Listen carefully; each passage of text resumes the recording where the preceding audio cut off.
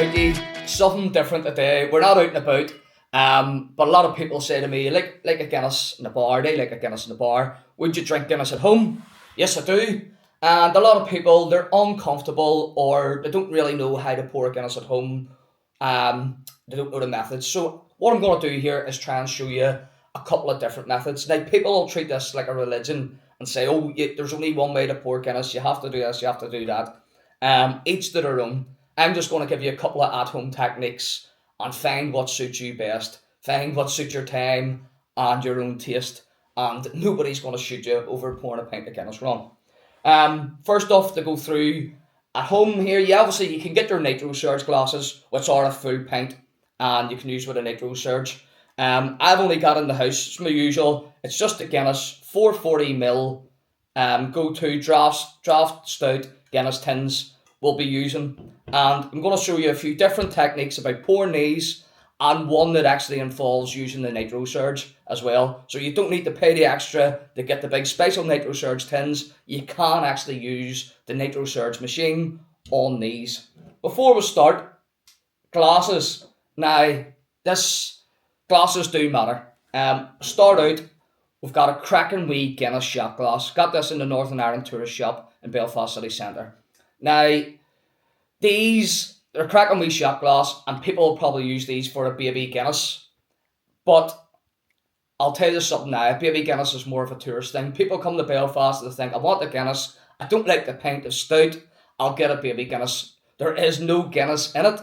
It's usually Tia Maria and Bailey's to make it look like a small pint of Guinness. But they are a nice wee shot, and if that's what you want to get and feel like you're having a Guinness, then you work away.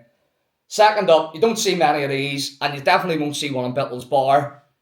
It is the Guinness half pint, a little Guinness half pint glass. Very, very rarely used in this house either, so I'm definitely not get one of those in Bittles. But a nice wee glass all the same, but they are available, you can get them. Then you've got your standard pint glass. It's your 568ml pint, 20 ounces. If you're American, and this, if you go out to a bar, this will be your standard sort of Guinness pint glass you'll get. This is a 25. You'll hear people saying about what year the glass was. Every glass, especially in the bar, will have this little bit of information on the side, and basically it just tells you what year. M and whatever numbers beside it will tell you what year. So this is a 25 glass. It's a wee Premier League. It must have been a promotion glass. And if you get a pint in the bar, that's usually what you get. What they also have, I don't have one at hand, is to have the Guinness Gravity glass. They brought out for a couple of years. It's like the tulip-shaped one. It's meant to help with a 2-pour pint. Not my most favourite glass, and there's a reason Guinness have probably changed away from it. Before we start, another wee one. This is a vintage tankard. A favourite of mine. It is a Ravenhead. I think it could be 80s. You'll not get these about in pubs, but anyone with home bars, or you like a Guinness, you like a tankard in the house, that's a good glass, a good solid glass, and a good clackle. But today we'll be using the 440ml glass, or they're between 440ml, 450ml, and because these fit these tins perfectly for in the house. So the first pour is just going to be what you would call your standard pour, the one that the go-to pour, where tilt the glass, slow at 45 degrees, let it settle, and then finish it off, and we'll see how we get on with it. All I've done, quick rinse, no special things done to these glasses, nothing added, they're just rinsed and ready to go.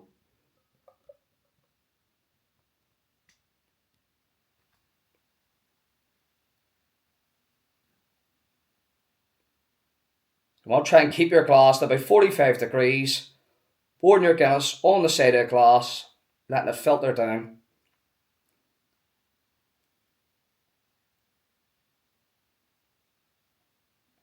Just keeping a small bit in your tin, letting it get to about, if you can get it halfway up the crown, I think on these glasses, maybe a wee bit higher on this one, maybe a 440, I maybe should have went a bit higher.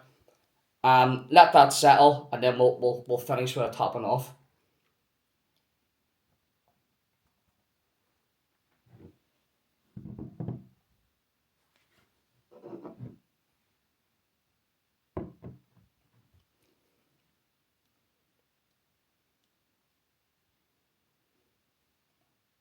And then just straight glass. Hopefully this should bring us near the top with a 440. Maybe just under. Oh, especially when you're throwing it over the side.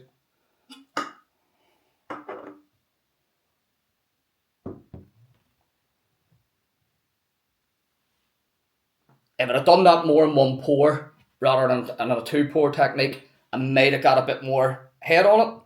But overall, happy enough with that. I'll come back, we'll finish each pint, and we'll see what stick we'll have left on it. We'll put the 4 or 5 together, see what pour you think's best, see what suits you. So that's the stick on that first one. Again, in between it'll be the same glass, just different styles of pours, using the same type of tins, and in between it'll just be a quick rinse out, the blast of the hose on the tap, and we'll go again. So let's try the next pour. Okay, the next one, possibly controversial. A use of the nitro surge. Now the big nitro surge tins, they're brilliant. They work with ease for a home pour. Absolutely brilliant pint. But you're paying extra, you're paying a premium. If you've only got the 440 tins, can you use a nitro surge? The answer is yes. So a couple of tricks. You need to get something, a pin, something like that. You put a small hole in the top of the tin to let the air out first. So I'm just using a corn on the cob skewer here. In the top, you can hear it coming out. There we go. I haven't opened this tin yet, so this is still a closed tin. All I've done is put a small air hole in the top. Let that sort of initial gas, that initial draft gas come out. And then we're going to get our nitro surge on. Open the tin. I'm going to do this in a 1 pour because it's a 440. If I was using the proper nitro surge glasses or tins, sorry, for the pint, I would do it in a two pour. But I'm going to do this in a 1.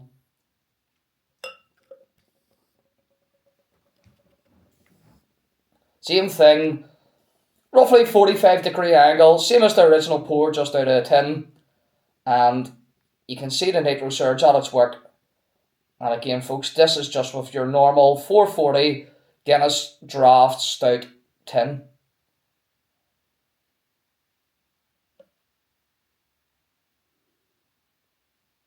As we're getting near the top, we're just straightening her out.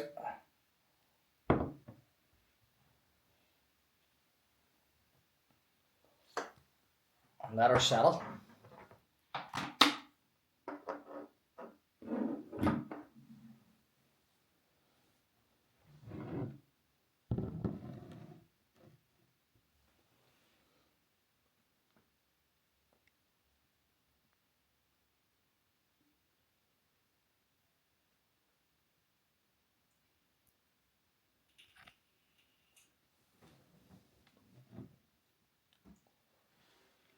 And I'll tell you what, that's looking good. We'll get her drunk, let's see what the stick's like, and then we'll go on to the next pour. And I'm saying this one's controversial, the next one's very controversial. So that's the stick on the 440 tin with the nitro surge. I think, as you can see, a lot creamier, a lot more stick than just the tin pour with no nitro surge. So when people are asking, can you use the nitro surge on the normal tins? Hopefully that's a bit of an answer to it. As I say, use the pinprick, get the air out of it, get the draft air out of it, and you can use that nitro surge, no sweat. So give this a quick rinse out, and we'll do the most controversial pour yet in third go. Stay tuned. Okay, folks, the third pour, and probably the most controversial, but I like it. if you can't be annoyed, or if you're not too sure how to get the ear angles right or how to take your time, this is the one for you. I think it actually turns out and gives you quite a decent pint of Guinness or a decent glass of Guinness. Maybe not usually as creamy as the likes of using the Nitro Surge, but will give you a good pour and usually a good head and plenty of area. I haven't went away in between videos and wet my hair not. We're playing a bloody game here in between drinks. Stephen Mulhern's Price is Right are in for a penny. Stephen Mulhern's in for a penny. And I've just had 2 glasses of water through over my head as part of the game. So I haven't went away to jazz myself up in between pints. So, as I say, I don't know if this is... I've seen people use it. It's controversial. I'm going to call it the Australian. It's the upside down pour. So basically, open your 440. Put your glass over the top. Turn it upside down and let it go.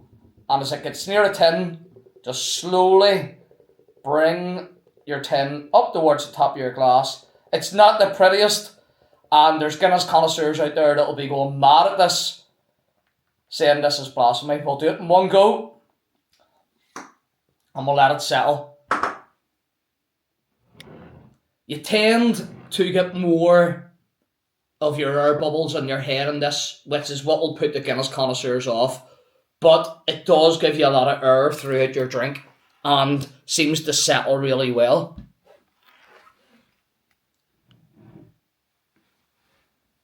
As you can see, this one's probably taken longer to settle than any of the other 2 pours.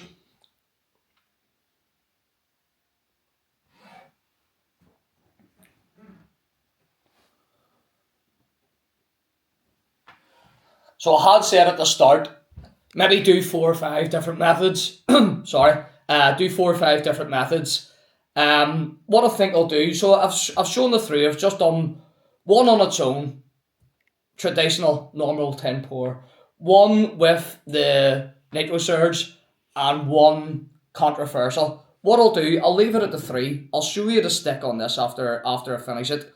And what I'll do then is I'll leave the next few open. Get your comments in. If you've got another method, or if you think there's something else that can be added to pouring a Guinness at home, then let me know in the comments and we'll try that out in the next video. But in the meantime, I mean, for a mad upside down, fuck it all in, that settles quite nice. It doesn't look as pretty on top, I'll be honest, but it's a good way of pouring a pint if you're unsure. And for the last one, I know it's a small Guinness on this, but we'll try and split the G for the last. Let's give it a go, folks.